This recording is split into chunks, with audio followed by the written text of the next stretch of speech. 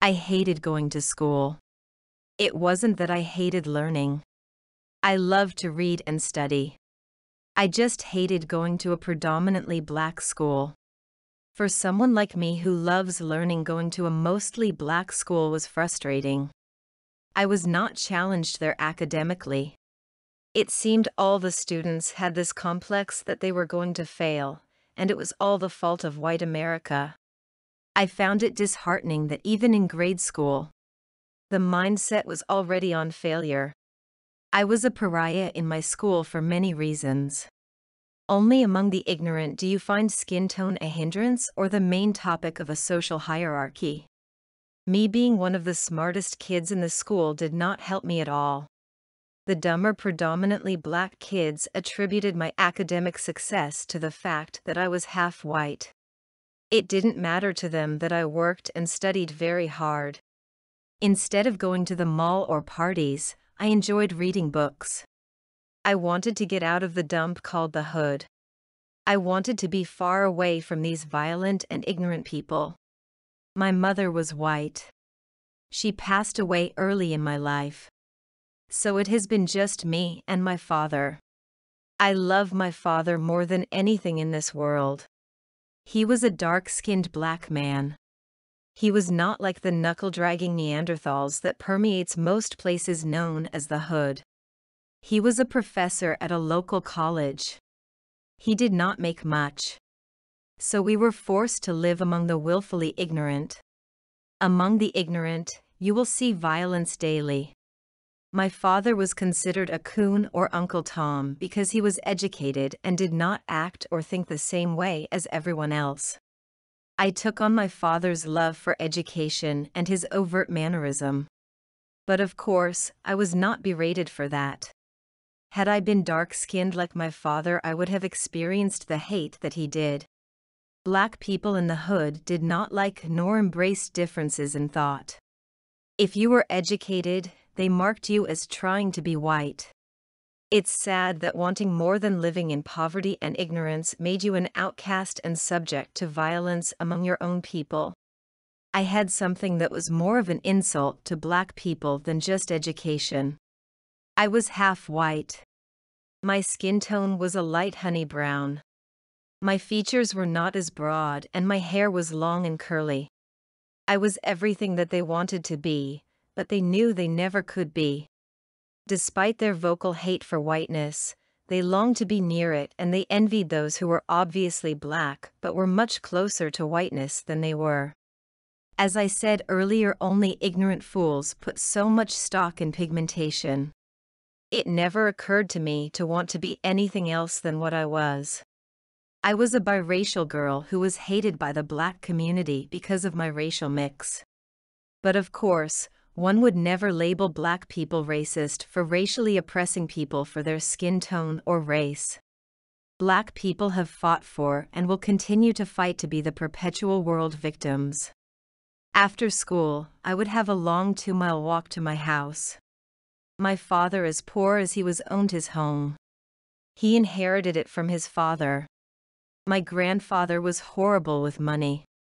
By the time he passed away, the bank was preparing to take the house. My father worked hard to get caught up on the back payments and eventually pay the house off. My father was one of the few black men to own anything. He took great pride in his old house. He maintained it as best he could. He saved money to get a new roof and upgrade things. His dream was to pass this house on to me. He would always look at me and say, "Monica, I want to give you a head start in this world. This home is not much, but one day it will be yours." I had something that so many black families in my neighborhood would never have. I had property. I lived in a house with a yard while they lived in roach-infested projects. Of course, this only made them hate me more. They assumed that because I was half white was why I lived in a house instead of a tiny project apartment like them. It never once crossed their minds that my dark-skinned black father worked his ass off to get an education just to get something better for himself and me. Everything was the fault of white people and whiteness to them. I hated being around black people. Not because they were black, but because of the cultural mentality that seemed to infest them at an early age. My father was not like them. I guess education canceled out the victim mentality of the ignorant. Walking that long 2-mile trek home used to be a peaceful thing for me. It was a way for me to deal with the frustration of dealing with the sexual drooling and advances of black boys and men who lusted after my light skin and features. It was a way for me to process the hate I received from black women and girls. There that white girl go? My heart started to race. I knew what was going to happen. A car revved up behind me. I thought of running, but I knew I could not outrun a car. I tried to still my beating heart and act as tough as I could. To me, these black girls were like rabid animals. They only respected strength. If they smelt fear, they would pounce on you. Look at this white bitch, walking like she's better than us. A black girl shouted from the car. There were several black girls and women in the vehicle. Some I recognized and others I did not. Some looked like adults. I would not be surprised if it was their mothers with them. All black women seemed to hate us, biracial women. No matter what I did, my very existence was a constant reminder that they were black and could never be me. I did not respond to them. I just kept walking. I hoped they would say what they had to say and keep driving. But then again, I was not dealing with normal human beings. These were rabid black girls who blamed all of their issues on whiteness. I heard a door slam behind me. I turned to see several of the black girls get out. I was debating if I should run or not. One of the girls looked like she was pregnant. She was not much older than me. What would possess a pregnant girl to get into a physical confrontation willingly was beyond me. I decided to face them. I was no coward. My dad had taught me how to throw a punch. I felt I had a leg up. Most, if not all of these black girls that were quickly closing the distance between their car and me probably didn't know their father's name. I didn't know white bitches lived in our neighborhood. One of the black girls said. I knew this would end in a fight. The girl talking was the leader of their pack of wild animals. I dropped my backpack. I figured if I could drop her, the others would leave me alone. I faced her and put my hands up like my father taught me. The white bitch wants to fight. One of the black girls mocked. I studied the 5 black girls, hoping to figure out who the others followed. None of them stepped forward to fight. They all nudged each other, hoping one of them would step forward. I smirked at them. Just as I thought, a bunch of cowardly ghetto bitches. I picked up my backpack and turned to continue home. Before I could start walking, one of the girls screamed in rage behind me. I felt my hair being pulled. My scalp stung and my eyes started to water. Let go of me! I tried to turn around, but the girl would yank my hair harder and kept out of my reach.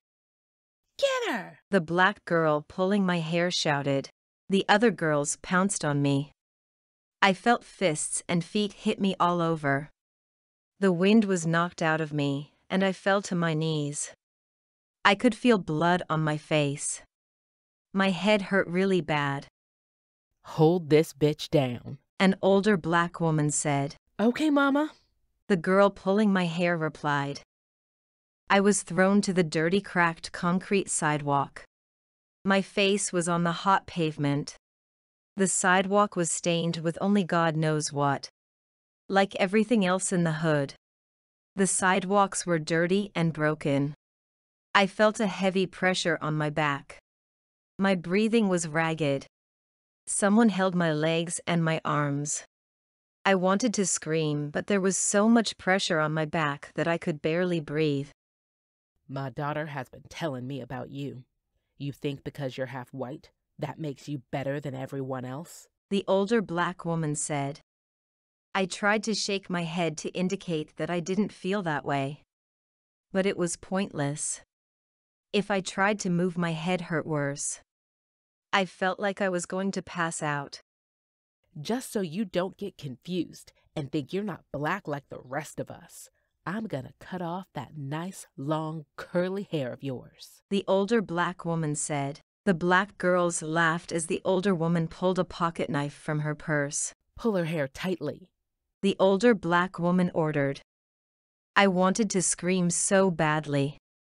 They pressed my face firmly against the dirty, cracked pavement and pulled my hair hard. I couldn't help but cry. I hated the fact that I cried in front of them. I didn't want to give them the satisfaction of knowing they had hurt me. But it was too late now for that. The tears flowed freely. I could feel the dull blade of her pocket knife sawing at my hair. Like a frayed rope slowing, breaking my hair was cut. She yanked hard and held up a fistful of my hair. The younger girls howled and jeered at me in victory. They looked like savages celebrating a fresh kill. You're no better than us, little yellow bitch, the older black woman said. She shoved her fist full of my long curly hair in front of my face that was still firmly pressed against the pavement. I screamed as loud as I could. My head throbbed and my eyes felt like they were going to pop out of my head. I don't know why they were so thrilled to harm me like this. There was a terrifying look of satisfaction in their eyes, as if every fiber of their being rejoiced at seeing a half-breed suffer. Knock that yellow bitch out, the older black woman growled. She held the fist full of my curly hair to her thick nappy head, admiring it. She seemed lost for a moment, as if she saw herself with my hair. It dawned on me as I felt the fist and kicks of the black girls hit me. Their hate for me had nothing to do with me. They hated me because they hated themselves. I started to black out. I smiled as I felt the cool darkness come for me. They will always be miserable and stuck in a skin and body they hate. Because of that self-hate, I will be better than them. Stop smiling, mutt, one of the girls shouted as she kicked me hard in my face. I blacked out, bloody and beaten but victorious.